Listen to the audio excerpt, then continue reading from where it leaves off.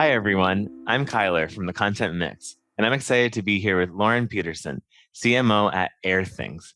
Lauren is a global marketing and commercial leader who has focused her career on building great brands, increasing sales, and boosting consumer usage. With a background working on startup and agency teams, she has gained key knowledge to be able to successfully manage teams while keeping them motivated. With experience in areas such as digital marketing, product marketing, and public relations, Lauren also understands the importance of content marketing, which plays a pivotal role in her work promoting the importance of air quality in her current role at Airthings. We're excited to have Lauren on the show today to learn more about the wonderful work she's doing. So without further ado, I would like to thank Lauren for joining us today on today's episode of the Content Mix. Great to be here. Thank you. It's our pleasure to have you on the show. So I just put together this really nice introduction based on a lot of research that I did on your profile, and who you are and the work you've done. But I also kind of wanted to hear more from you. Could you just share with our audience, or maybe introduce yourself in your own words and tell us a bit more where you're from and what's your connection to content marketing in Europe? Yeah, sure. I'm from New Zealand originally, so born and raised in Wellington, New Zealand, and I ended up studying in the US at American University in Washington, D.C., where I studied communications, marketing, and graphic design. After that, I was lucky enough to start working in some of the world's largest advertising agencies. So my first job was at Grey in New York.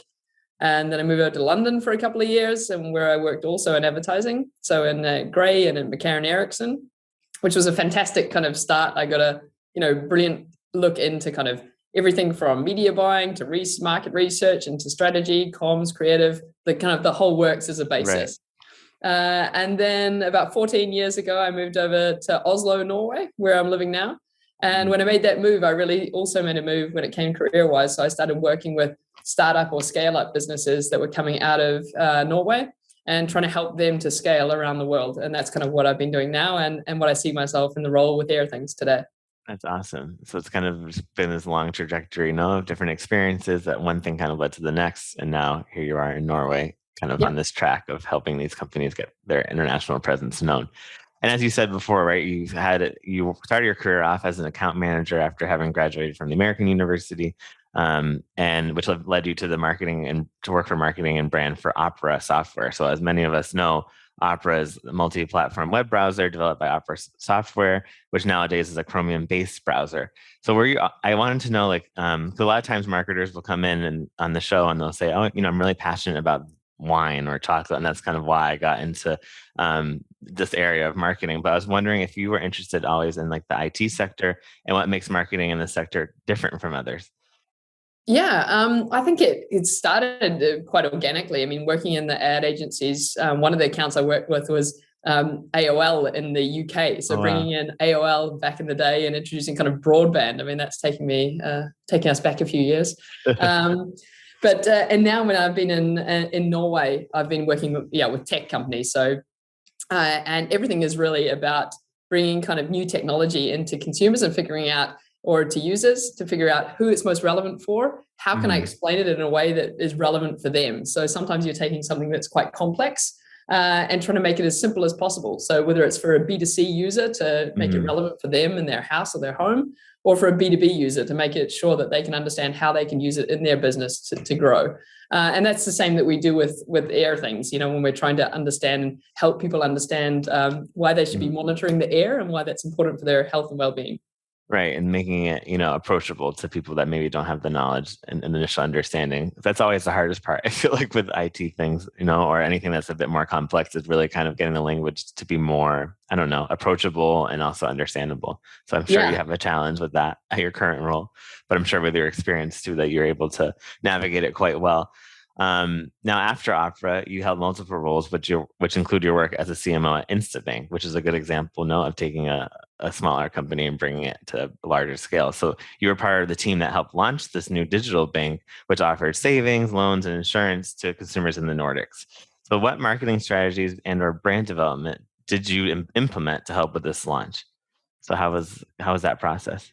Yeah, I mean, that was an incredible experience, is trying to actually bring a completely new brand to the market. And I think in many ways, the strategy has to always be about first looking at what our offering is to the market making sure that people are aware of the benefit for them, and then also building a brand. And it can be really layered. It can start at this highest level of awareness and then trying to engage them so they're understanding more and figuring out how the products are relevant for them personally, and then looking at more kind of acquisition-based tactics to try to get them on board, become a customer, and become a loyal customer, and hopefully come back for more and tell their friends and things. So although, on Instabank, it was obviously very different to working on air quality, but when it comes to kind of marketing in general and building a brand and driving kind of usage for these products and services, a lot of the tactics can remain the same. Right, for sure. That's really interesting. Now, you also helped the company start, have 0 customers, tens of thousands within 2 years. So what was your approach, I guess, to the brand awareness of this as well, in this market, getting the name out? What were some efforts that you put into that? Yeah. Well, actually, I mean, it's more interesting probably to talk about where I am today when you think about Airthings. There we work all the way from trying to educate people about all around the world about the importance of air quality and how the air you breathe in your home has an impact on you and your family's health, and also how we can have an impact on air quality when it comes to sustainability and energy savings and things like this.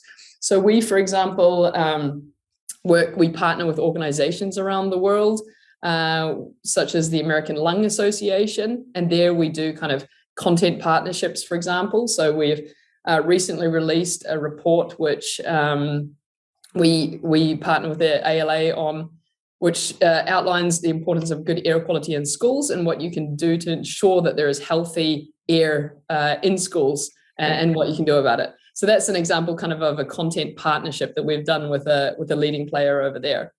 Another example on that kind of high level awareness side of things, we work with the Champions Chess Tour. So we're the official air quality partner of the Champions Chess Tour. And that's where the world's best chess players like Magnus Carlsen compete. And we have our Airthings devices in the room where they compete from. And they can be competing from all around the world. So it's online. And we stream the live air quality data into the broadcast so that you can see, if the CO2 levels or the temperature or humidity or particulate matter is changing within the games, can have really an impact on their focus, their cognitive ability, as well as their kind of health and well-being. And it gives a chance for the commentators to talk about something other than just the chess move. They can be talking about how the conditions for the player can be, and really bring up the awareness about the importance of air quality. So these are kind of examples.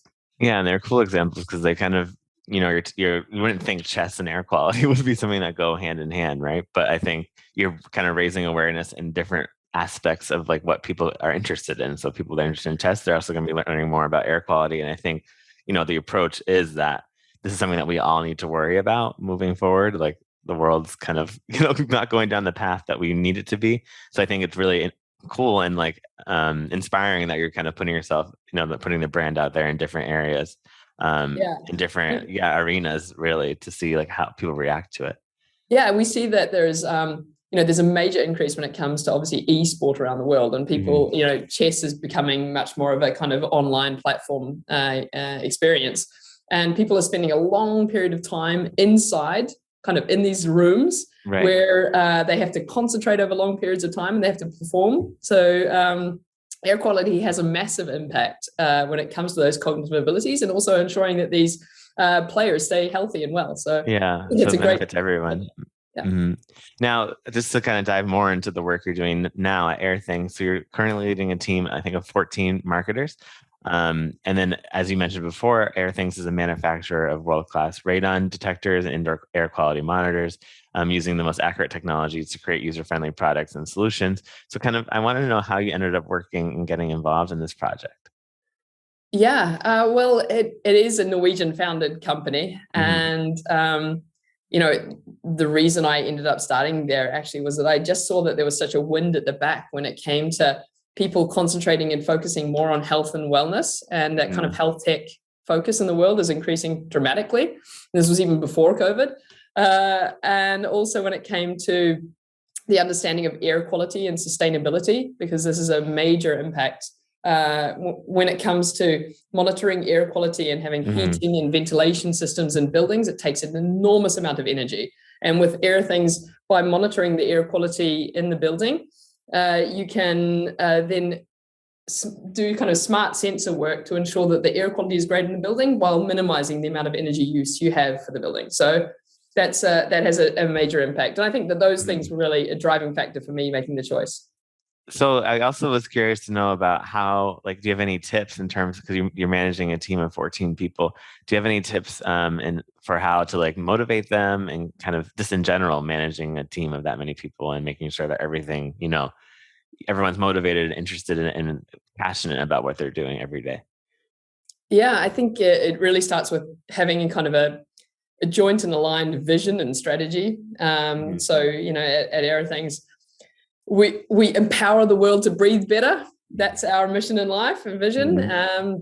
And from that, you kind of go down and try to clarify what that means to us as an organization, and on a daily basis, what should we be working towards?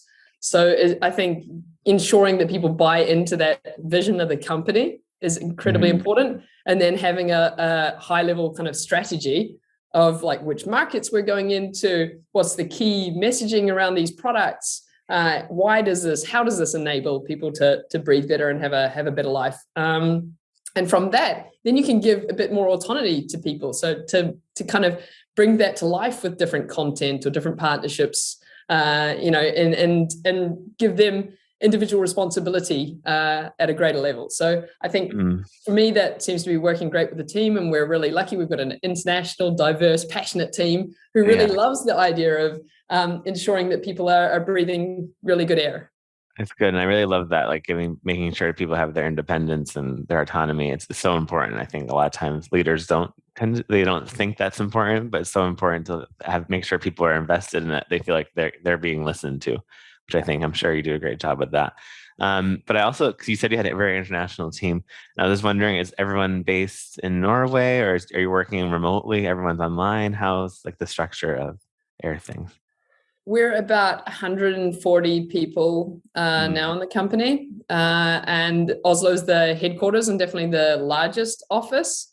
But we also have offices in the US, and we have people in the UK and around Europe, and we're moving into Asia. So we're we're moving very global. But even the team that's here in Oslo, I mean, it's like the United Nations over here. Everyone's from different places. Hopefully, even more effective than the United Nations. That's really cool, though, and it kind of reflects like the trends that we're going towards now, a more globalized world, and kind of being able to collaborate with people, especially online now that these chances that we never had before. Now we're having more and more of them because we see the importance of that. I think kind of thanks to the pandemic, but I don't want to give credit to the pandemic for anything positive. But there are some things that are positive that came out of it, in my opinion. I also see that, just having a really diverse team, it enables us to have much better perspective when we're moving into new markets or talking to new user groups and these things, it's completely different than having a team of like-minded individuals, So it's, we see that there's a huge advantage, and we really try and build that up and strengthen the Airthings team with a diverse group.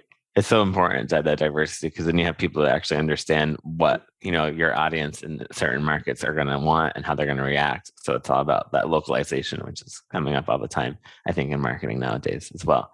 Now, I think all of the interviews I've done so far in the content mix, you're the first person I've interviewed in the Nordics. So I was just wondering, what makes this region a bit, I guess, unique or different from the rest of EMEA?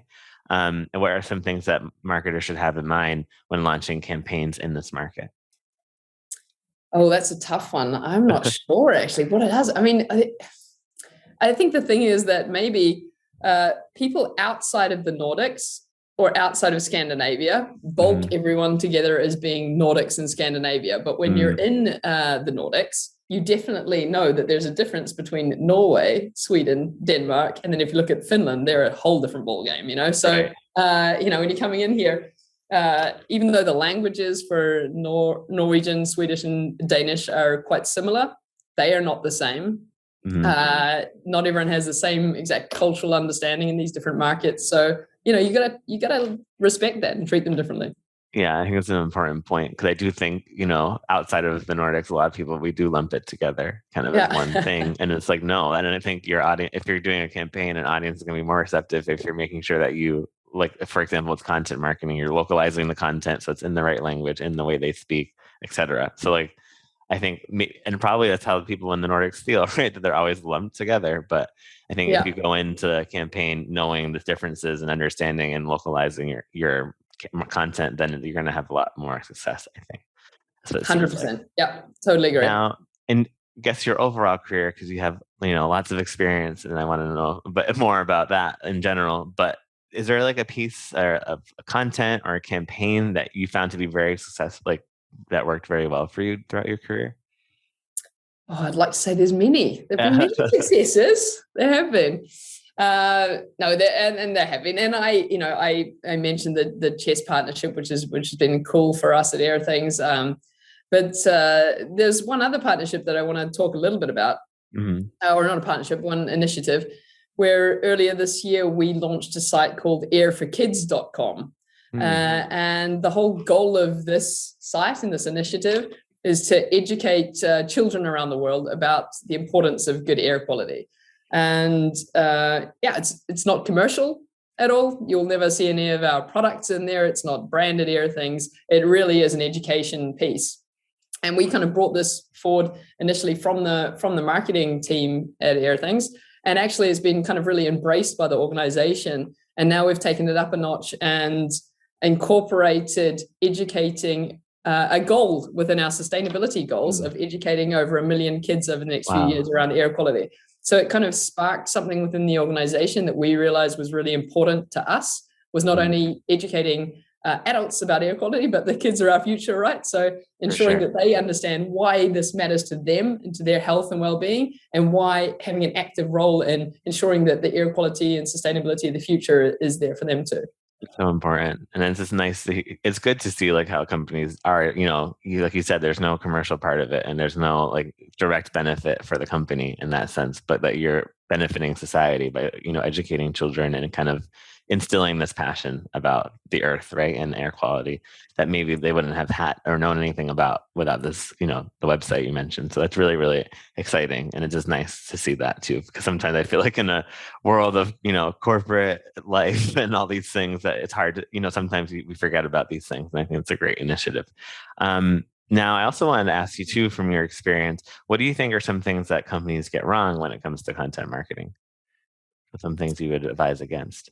Yeah, I think, you have to have, I think, a strategy overall on content. So it's, first of all, content marketing can be time consuming. It can be difficult to make it local and relevant. There's a lot of challenges into it. So you have to have kind of an overall strategy about what you're trying to achieve. So are you trying to achieve awareness around a particular theme that your company is addressing? For us, we want to ensure that people understand the importance of air quality, both when it comes to health, both when it comes to how you deal with ventilation and things in buildings, so sustainability and things like smart homes, so how these kind of things interact.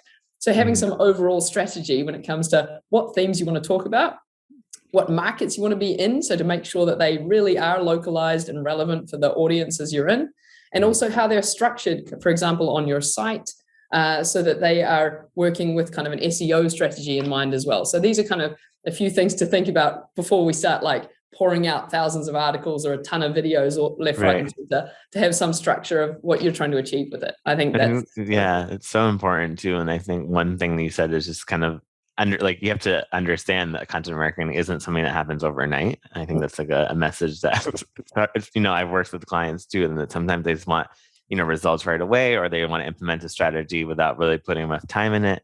And I think it's like so important, like this whole planning aspect that you were mentioning, like really understanding what you're doing, what's the purpose behind what you're doing, and then also kind of what do you want to achieve, and making sure your objectives are clear and concise and not overwhelming yourself. And I think that's so important, as you mentioned, to have that and know what you're doing, so that when you implement it, you're actually going to get the results you want. And understanding that it does take a little bit of time. It won't happen overnight, especially SEO. That's my favorite thing. People are always like, I want results now. And I'm like, it takes time. But one day I think we'll all learn. Now, I always like ask this question to our guests because I think our listeners are people who are starting out and people that have a lot of experience like yourself, and people are in between. I think we kind of have a very wide range of listeners and who people are interested in marketing. So I was just wondering if whether it's someone that's starting out or someone that maybe just needs a refresher or a reminder, and midway through their careers, what are some of the most important skills that you think marketers should have nowadays, and why? I think marketing in general, like, or once you're building a team, it's become much more specialized, actually. So I feel like, some years ago, it used to be that if you needed to do more marketing, you would hire more marketing managers. But now I feel like if you want to build out a team, you can have, specialists when it comes to search marketing. You can have specialists in branding. You can have specialists in content and video production and design. And there are many, many elements that are made up of a great marketing team. And they can be supplemented with agencies who you have to manage and understand as well. So I think when it comes to a CMO role, you're often orchestrating this team of specialists so that they are moving in the right direction, that they have the right same vision and the same strategy to achieve goals together. But it's not like you have one person who will be the expert in everything. You typically will not, I feel. No. So you have to be all kind of at least motivated towards the same goals, but have different specializations. Yeah, and so important to make sure your team's diverse in that sense as well. Having people specialize in different areas and then having them all come together. It's probably what the best synergies you can have on a team is that, I think. And especially like this, I think something that I pulled from your response was just also this idea of like how things are changing all the time and how like marketers also need to be continuously learning and always kind of on top of it and then addressing these things like, okay, well now this area of marketing, we need a specialist in this, let's get someone in there because things are changing all the time. So I also think that's another advice that I got from that. So that's great. Now we're kind of asking you now do's and don'ts and tips and tricks, so I kind of want to continue with that and ask you for some recommendations, like things that you would do on a daily basis or like tools that you use, etc. So my first question in this regard is kind of, do you have any daily habits that you attribute to your success that you could share with our audience? So some people will come on and, say, I do yoga in the morning, stuff like that. But I don't know if there's like anything that you do in your day that helps you stay more productive. I don't have a great answer for that, I don't think. But I do try to make sure that there are quite simple, high-level plans that are brought forward into the team often throughout the year. So if we go into planning and we look at like campaign themes or like a kind of calendar of how things are going to work, I usually will plan for that, for example, for the next year, but that's evolving, so we bring it up all the time and we see, okay, what's adjusting, what's changing now. Although a lot of those key themes will stay the same, we have to understand that there's kind of flexibility especially when you're in a scale up or a startup environment where you get opportunities popping up here and there. So I try to come back to a lot of the same framework, but kind of remind people that these things are always kind of flexible and moving a little bit, and we should be enabling ourselves to jump on opportunities when they can. That maybe that's not an everyday type thing, but at least kind of coming back to it as a theme so that we recognize still where we're going 12 months down the track. I like that because it's kind of like a good habit to have to make sure you're not losing foresight in what's going on. And, I like the idea of an idea that's evolving, like you said, like, these things really take time, and it's good to remind ourselves, okay, even though we might feel stuck today, how much progress we made in the past couple of months, so we can like reflect on that. So I think it's important. That's an exercise that people could, apply every day if they wanted to, like write down your goals or write down like what you are, what you're grateful for, what you're doing, and stuff like that to kind of remind yourself, okay, you're gonna get through this. You might be stuck now, but you always can move forward. Now, this question too, a lot of people are like, oh, it's kind of weird, but I don't know. Do you have a professional role model or source of inspiration that kind of drives you? Because some people are like, it's kind of like, oh, who's my role model? It feels like you ask kids this, but I'm always curious. No, I don't think I do, but I would say that, people have had different influences and been role models throughout my career. So every job I've gone into, I've seen people that kind of are inspiring and that I've learned a lot from. So I think it's just super important to take in the best of all the people that are always around you and learn from all of them. And, I typically don't think there's one person who's the perfect role model. I think you got to pull those best parts out of all the people you meet along the way in life. And I feel like everyone comes into your life for like a reason, or like, you take your learning lessons from them. So whether it's your colleague, your boss, or anyone, you can always learn from them. So I think it's a great source of inspiration. Absolutely. And I guess to wrap up this section, I don't know if you have any recommendation when it comes to apps or tools, platforms, or books that people could, like, if they want to learn more about marketing or kind of be more efficient in the workplace. I don't know if there's like a tool you use or a book you've read. I don't think I have a book exactly on the content marketing framework to recommend, but I did read a book that I thought was very interesting recently, which was called, I think it was called How Bad Are Bananas? And that is helping people understand the carbon footprint of kind of everything we do. So it tells you how the carbon footprint is for a banana versus taking a flight to New York. And that's kind of something that I think everyone in the world should be aware of. And we in Airthings, when we're talking about kind of sustainability, we're trying to make it much more concrete when we're going through these processes, so that we understand how much carbon emissions we can help our customers eliminate, for example, when they're putting the sensors into buildings, and how we can make our business hit our sustainability goals, for example, and how we can write about it in a credible way. So there's a book tip for you anyway. That's awesome. No, any book's welcome for this section. And now I'm curious, do bananas have a big carbon footprint? Oh, you're going to have to read the book now to find out. And I'm like, oh, should I not eat bananas? We'll find out. That's awesome. No, I think it's good that we're all aware about these things. But now I was wondering if you had any, like, we've come to the end of the interview, unfortunately, because it was a great chat and I've learned a lot from you during this time. But I was just wondering if you have any final takeaways or parting advice for our audience that you'd like to share. Yeah, I think there was one thing I was thinking about when you mentioned kind of daily habits. And there is one thing that I want to mention, is that marketing has also become, it's much more important that you understand the numbers.